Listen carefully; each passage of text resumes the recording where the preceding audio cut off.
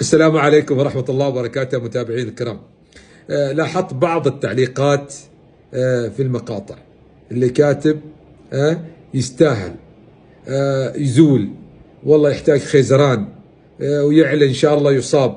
هؤلاء الناس يا أخوان بشر، قد يكون أخطأوا، فمحتاجين الدعاء، ما محتاجين الدعاء عليهم.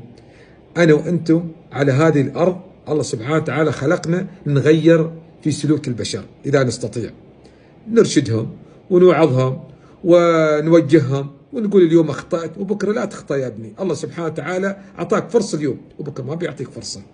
هكذا هذه الكلمات ما ندعو عليهم. كم من الشباب تأثروا من هذه التعليقات، يعني تأثير سلبي، يقول نحن محتاجين حد يدعو لنا. وكم من الشباب يعني لجوا إلى مشايخ عشان يعني رقية، عشان يتركوا هذه الممارسات.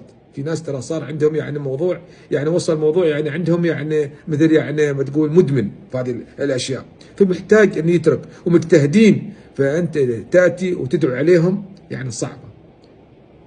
فهناك قصص كثير من الشباب يتأثروا في هذا المواضيع، ولا داعي نطول في المقطع.